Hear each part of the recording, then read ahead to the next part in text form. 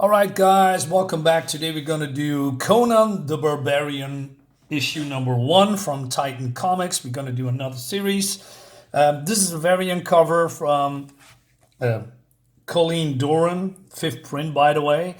And it reminds me a little bit of Barry Windsor Smith art, it has this same vibes. Now I'm following this comic a lot because Marvel... it was not so long ago a Marvel property, but Marvel screwed it up because, well, remember Savage Avengers guys? When Conan fought with the Avengers and has a Venom suit on. Well, it was trash. So they lost the property and they gave it to Titan Comics, and I'm very happy with that because Titan did a fantastic job, and I'm going to show you why. Because this is going back to this, to when Conan was actually great and then set in barbarian times. And we're going to tell the story. So we also have this. Again, Barry Windsor Smith, Roy Thomas, John Buscema. The art of this book, I thought, hey, where's the artist? But a lot of people worked on this. So the artist is Rob De La Torre. I follow him before I knew he did Conan books. His art is very, very similar to John Buscema's art. And this is a combination with Ernie Chan, so not 100% John Buscema, but it's pretty similar. And I'm going to show you now why. And what I didn't know is that Cimmeria was near the Asgardian border. I said, what? And you can read this if you want. So this is Aquilonia, if I'm saying that right. The land is untamed. Thick forest of pine and oak filled in the border between this country and Cimmeria to the north. Now, this is some kind of a village here, and there's some outposts. And there's some things going on. And people said, they tear the whole place down. Well, Conan is fighting. No wonder. And we have some nudity in here. So why is he fighting? Oh yeah, by the way, Rob De La Torre is the artist. Jim Zup. And then we have José Villarrubia. I have something to say about the coloring, but I'm coming back to that a little bit later. So he's... angry at this leader guy because they have some kind of some quest and some people died that shouldn't have died, some young lads, right? And this leader guy says, the boys who died took orders rightly. They knew their place, unlike you. And he says, I'm going to resign. So the other says, enough, Conan, you made your point clear. 2 of our own died on his words and craven cowardice. You still want to follow this bastard? And then this guy's grabbing this knife, wants to cut him. No one quits to bleed us and lives. Then let me be the first, and be thankful I don't run you through with your own blade. Looks like we've got a new leader. No chance. I'm done following orders, and I have even less desire to give them. I'll take my latest share and be on my way. You defended the dignity of our fallen friends, so take the cut on the reward as well. You'll need it if you head it out on your own. You're a good man, Ravi. This guy's being dragged away. So, and then he also paying the owner of this tavern, I guess, for the damage. And he says, hey, well, he wants some stew and he has some drinks, and there's some tavern wench comes to him. And she says, even this close to the border, we don't see many Cimmerians in these parts. My people tend to stay homebound. But not you. I can tell you're different. You lust for something more. I did. Traveled north to Asgard, south to Nemedia. Is it Nemedia? Nemedia. Then through Corinthia, Zamora, and other spots I barely remember. Each one a new experience, yet also very much the same. In every port, more honorless dogs. And then he is remembering when he was younger and he was training with his other... Cimmerians, and there was a battle called the Battle of Venarium, and Conan and the barbarians from them more than 40 tribes pushed back the Aquilonian army. And I must say, this is what I want in my Conan comic books, right? I don't want to see team up with superheroes and that nonsense. I don't mind some crossovers for 1 or 2 pages. I don't mind that. But if you're a complete series with Conan in modern times, I'm checking out. I mean, just send him back. Send him back to Cimmeria or this Barbarian age. You know, having some stuff doing like this. This is what I want in my Conan books. It looks great. And as you can see, Rob de la Torre's art is fantastic. You know, it's really a throwback to these older Conan books, what I said. And you clearly see that he is a big fan of John and Sal Buscema's art. His art is almost one-on-one. You know, it's his own style, but it's clearly, if you say this is his protege, it's Sal Buscema's and John Buscema's protege, I would immediately believe that, right? It's almost one-on-one.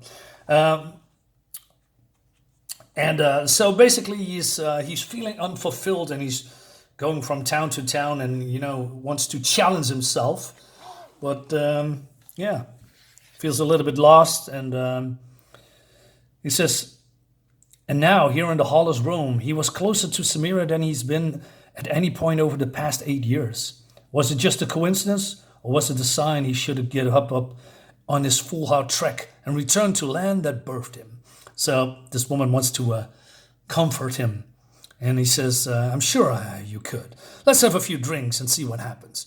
And then people chanting and says, dark omens and deviltry. What fool thing are you spouting, Graf?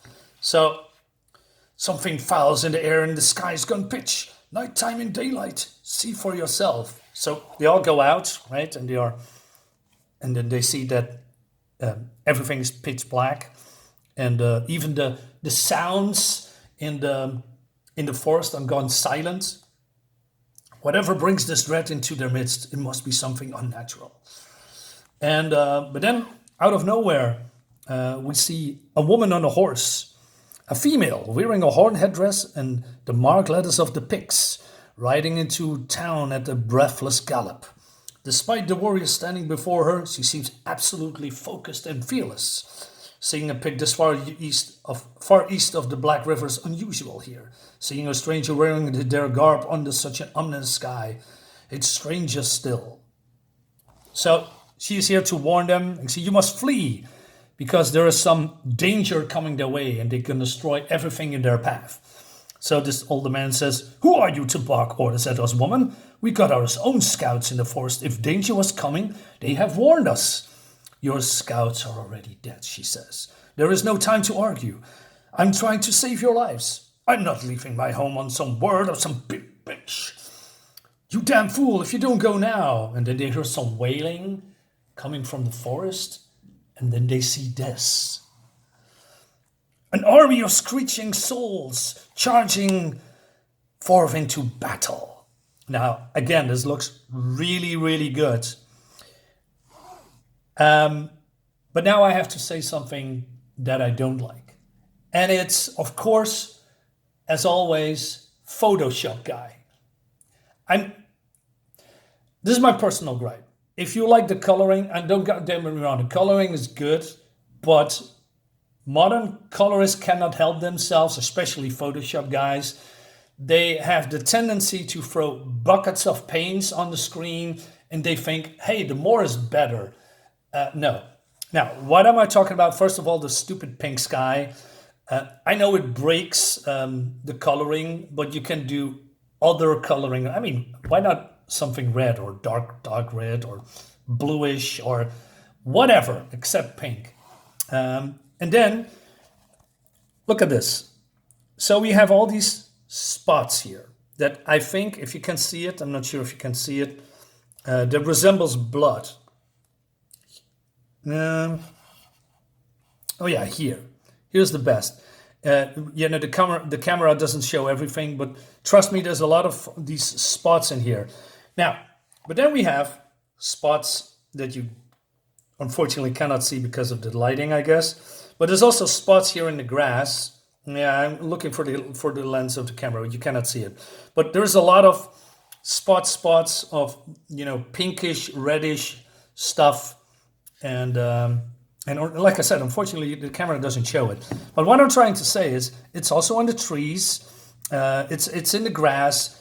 And I think this is just a layer, and Photoshop guy comes in and throws all these spots in here, and it splashes everywhere, and it doesn't look good at all. I mean, now look at the grass. You have, how many colors does grass need, right? So you have blue, you have a lighter blue, you have a darker blue, you have green and a darker green. We have some whites and grays in here, also pinkish that you don't see because of the coloring, and other stuff. I mean, why?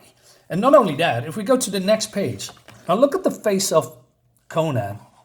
I mean, again, sorry, the camera doesn't show everything, but I can at least see at least 5 different colors in his face.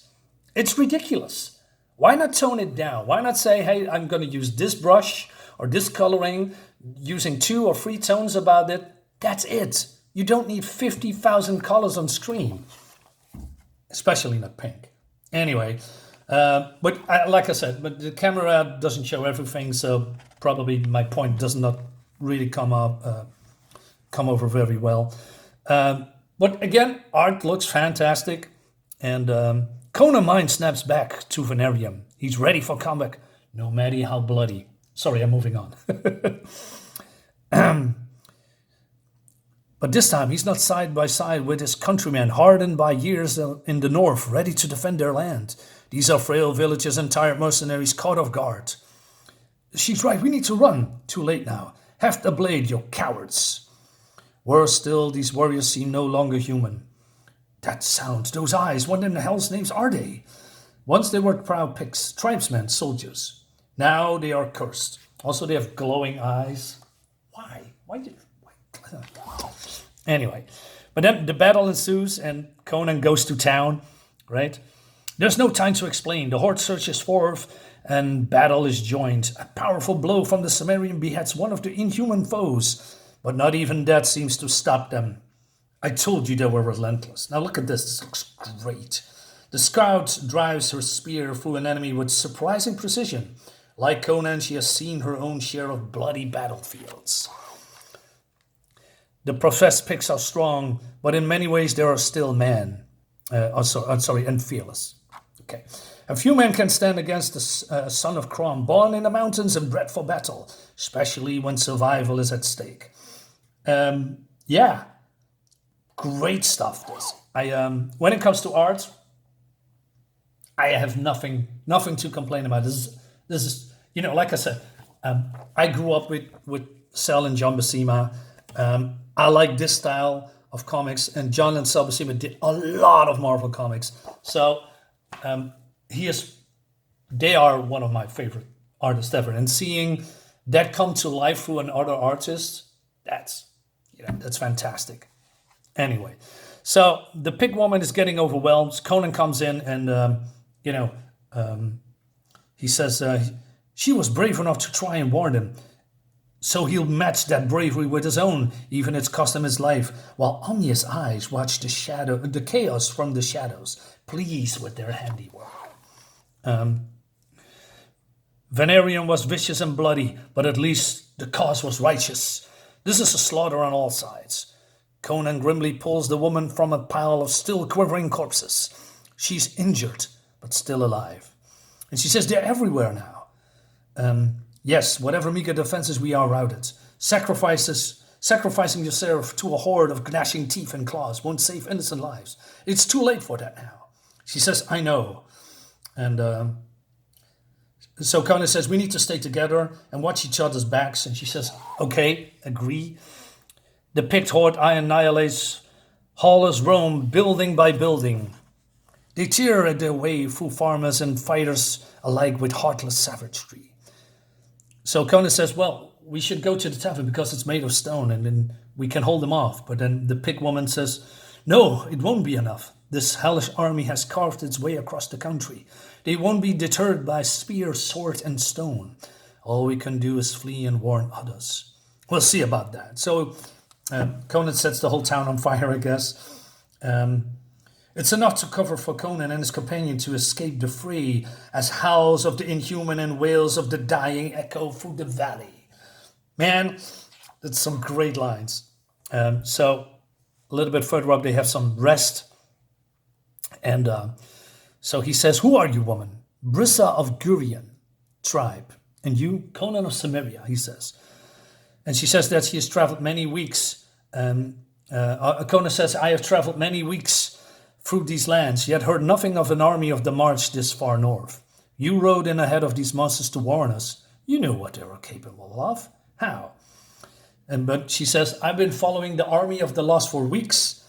And she says they are a lost tribe, and they are fallen under the curse of unearthly darkness. I do not understand. They overtook my village almost as quickly as they destroyed that outpost. My family and friends are dead now. Only I remain. I'm sorry to hear that, says Conan. War between fighting men is hard enough, but mindless slaughter is a weight no one should have to bear. So she says, we need to keep moving, warn other tribes. But then Conan says, it won't be enough. Head north with me. Cimmeria is only a couple of days' travel from here, especially if we take the river-borne routes of my youth. My mountain kin are well versed in turning back invading armies from their borders, whatever they may be. So they are going that way. But then she says, I'm sorry, Conan, but it's too late for that. The army of the lost is larger than this one raiding party. Now, why is she saying that? Well, they're already in Cimmeria. Oh my God! So they are invading Cimmeria, and that leads us to the next issue. I like this. I like this a lot. There's a lot of action, and it gets sprinkled. The dangers here and there. We're getting introduced to female protagonists as well, and it's good to see that we are in the next coming issues that we're gonna see Conan in Cimmeria themselves, because mostly in all the Conan books, we know he comes from Cimmeria, right? But we barely see something about Cimmerian themselves, with the armies, the men, the land, people that live there, etc., etc. So that is cool. A lot of covers, by the way, from this issue number 1. Look at this. This is ridiculous. But yeah, overall, great book. I have 1 to 6. I don't have issue 5, so I need to get that ASAP. So guys, let me know in the comments what you think about this. For me, it's a recommend. But that is me. Okay, guys, thank you so much for watching. See you next time. Bye-bye.